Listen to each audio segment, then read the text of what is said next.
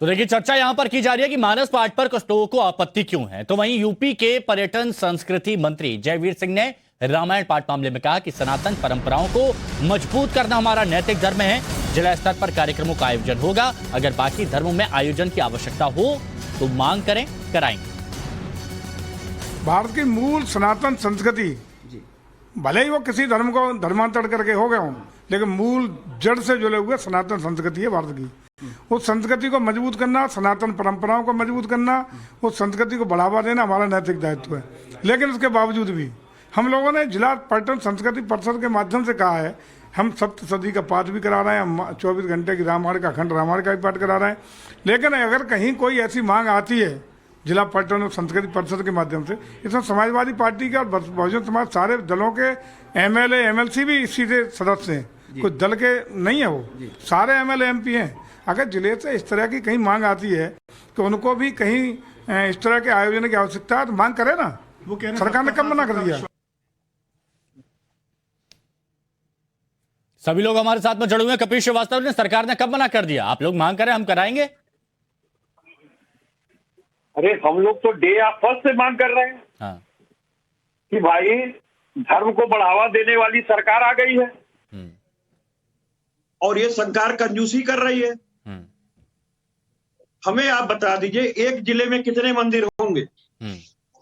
अमूमन मान लें तो छोटे बड़े मंदिर मिला लें तो 5,000-6,000 मंदिर, इससे कम नहीं होंगे एक जिले में। नहीं, ये तो ठीक है, ये आप भी बोल रहे हैं, अखिलेश यादव जी भी बोल रहे हैं, डिवीजन करके लेकिन स्वामी प्रसाद मौर्य की लाइन अलग क्यों है? ये तो आप भी बोल रहे हैं, अखिलेश जी बोल रही है, अच्छी बात है, बीजेपी भी बोल रही है, अच्छी बात है, लेकिन स्वामी प्रसाद मौर्य की लाइन अलग क्यों है? देखिए, स्वामी प्रसाद मौर्य जी एक व्यक्ति हैं और मैंने आपको बार-बार व्यक्तियों से ही होती है कि किसी के अभिव्यक्ति की आजादी, किसी के पूजा पाठ और धर्म को मानने की आजादी हम नहीं छीन सकते। हमने हमारे राष्ट्रीय अध्यक्ष ने ट्वीट किया, शायद आप दिखा भी रहे होंगे। हमारे पार्टी का एजेंडा वो है जो माननीय राष्ट्रीय अध्यक्ष जी ने कहा, जो मैं तो स्वामी प्रसाद मौर्य भी तो आपकी पार्टी के हैं ना। अब जब वो मीडिया के सामने आते हैं, लोगों के बीच में जाते हैं, तो उनका एजेंडा कम, उनकी पार्टी का एजेंडा ज्यादा लगता है। वो ऐसा लगता है कि पार्टी के एजेंडे से बोल रहे हैं। और मैं दूसरी, अरे सुनिए, मैं ये कह रहा हूं कि देखिए, नवरात्रि है और साथ ही साथ जो है रामनवमी है, साथ ही साथ जो है रमजान है। हम सब लोग मिल करके मनाए ना पूरे देश का, क्योंकि सबका साथ सबका विकास, बहुत अच्छी बात, बहुत अच्छी बात है। अच्छा दुष्यंत नागर जी, का एजेंडा है, ये कैसे पूरा होगा? दुष्यंत नागर जी, कुछ लोग जो ये कह रहे हैं कि लोकतांत्रिक सरकार की तरफ से धर्म विशेष को बढ़ावा देना गलत है। क्या आपको लगता है कि सिर्फ धर्म विशेष को बढ़ावा दिया जा रहा है और ये संविधान के निर्देशों का उल्लंघन है? आप मानते हैं? बिल्कुल भी नहीं है, ऐसा नहीं है। ये संविधान सम्मत है। मानस का पाठ कराना बहुत उत्तम है। हम तो मांग करते हैं कि साहब हर ग्राम पंचायत को 1 लाख रुपया दीजिए, अच्छे से, बढ़िया तरीके से, सम्मानजनक तरीके से। वहां पे सब लोग आएंगे, सभी दलों के लोग आएंगे, सबकी भागीदारी होगी और बहुत अच्छा आयोजन होगा, सफल आयोजन होगा। और देखिए, देश में 80% से प्लस की संख्या जो है सनातन धर्म को मानने वालों की है, तो इसको कोई मतलब इग्नोर नहीं किया जा सकता। भारत की बहुसंख्यक आबादी हिंदू है और सिर्फ इसलिए कि हिंदू बहुसंख्यक है, उनकी भावनाओं को नहीं दबाया जा सकता। और ये बड़ा हर्ष और उल्लास का पर्व आयोजित होने जा रहा है और भारतीय जनता पार्टी की सरकार ने ये शुरुआत की है, ये सराहनीय शुरुआत है। बस इसमें थोड़ा धन कम है। हाँ। धन ग्राम पंचायत लेवल पे आप कमेटी बनाइए, खर्चे का हिसाब रखिए, 1 लाख रुपया प्रत्येक ग्राम पंचायत को दीजिए और शहर के हर वार्ड में या जो समितियां बनी हुई हैं RWA, उनके माध्यम से आयोजन। अच्छा, उदित राज और स्वामी प्रसाद मौर्य के बारे में क्या कहेंगे आप?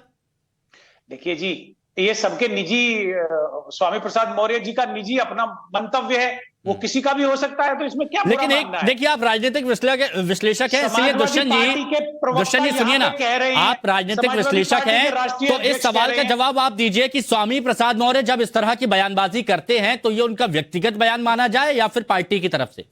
नहीं, निश्चित रूप से उनका व्यक्तिगत बयान मानना चाहिए, क्योंकि समाजवादी पार्टी के राष्ट्रीय प्रवक्ता हैं, वो अपनी बात रख रहे हैं। राष्ट्रीय अध्यक्ष ने उनके ने स्पष्ट किया है। तो अच्छे से आयोजन हो, शानदार आयोजन होना चाहिए और जागरण होना चाहिए, सरवर साहब, राम कथा का पाठ होना चाहिए। सरवर साहब, करें, पूरा सहयोग मिलेगा। ये कई लोगों की तरफ से कहा जाता है, जिनका मैंने नाम भी गिनाया, कि इस तरह के जब फैसले लिए जाते हैं तो ये संविधान के निर्देशों का उल्लंघन है और धर्म विशेष को बढ़ावा दिया जाता है। देखिए, संवैधानिक दृष्टिकोण से तो स्टेट का अपना कोई धर्म होता नहीं है, लेकिन एक परंपरा रही है। पश्चिम बंगाल की सरकार, ममता बनर्जी दीदी की सरकार, वहां दुर्गा पूजा पंडालों को पैसे देती है, मुहर्रम में आयोजन होता है उसमें पैसे देती है। मैंने दिल्ली के विषय में आपको बताया कि उर्स कमेटी सरकार फंड देती है। मुसलमान के त्योहारों में जब सरकार फंड देती है, आज अगर योगी सरकार ने 1 लाख रुपए का ऐलान किया तो ये कहीं से भी आपत्ति के योग्य नहीं है, बल्कि हाँ, जो अखिलेश जी ने बात कही है, मैं तो कहता हूं कि ये फंड बिल्कुल ऊंट के मुंह में जीरे के बराबर है। आप अगर आयोजन करवा रहे हैं तो फिर आप कहां सनातन का अपमान करना चाहते हैं क्या? 1 लाख रुपया देकर एक मंदिर में भी कार्यक्रम नहीं हो पाएगा और टेंट वाले का भी पैसा पूरा ना हो पाएगा। अरे कम से कम पैसा दीजिए सम्मान के साथ। आप जब कुछ कर रहे हैं धार्मिक आयोजन, मैं विरोध बिल्कुल नहीं करूंगा, मैं समर्थन करूंगा, लेकिन सम्मान के साथ होना चाहिए और कम से कम इतने रकम तो जरूर मिलने चाहिए कि पुजारी से लेकर आयोजक से लेकर ये बात दर्शक और सरवर साहब, ये बात आपकी मैं राकेश त्रिपाठी जी से पूछूंगा, हर तरह से खुश होकर जाए। सरवर साहब, ये बात मैं राकेश त्रिपाठी जी से पूछूंगा, लेकिन सरवर साहब एक बात बताइए, जैसे आपने बाकी राज्यों का एग्जांपल दिया कि वहां पर जब मुस्लिम भाइयों का कोई प्रोग्राम होता है तो सरकार की तरफ से पैसे दिए जाते हैं, तो तब ऐसे लोग क्यों नहीं बयानबाजी करते? तब ये लोग क्यों नहीं आते कि भैया ये गलत है, संविधान के निर्देशों का उल्लंघन किया जा रहा है? तब क्यों नहीं आते ये लोग? नहीं, ये एक अलग विषय है। ममता बनर्जी जी दुर्गा पूजा के एक पंडाल को 50,000 रुपए देती है, एक पंडाल को, जो एक ब्लॉक में कम से कम 20 पंडाल होते हैं। इसी तरह से मुहर्रम के जुलूस में जो पैसे मिलते हैं, एक जुलूस नहीं होता, अनेकों होते। इसी तरह से उर्स के लिए जो टेंट लगते हैं, उनके बाथरूम, उनके घूमने, उनके नहाने और रुकने की व्यवस्था होती है। ठीक है राकेश त्रिपाठी जी, बजट बढ़ाना होगा अगली बार, आपको याद कर लीजिएगा, डिमांड बहुत जोर शोर से हो रही है।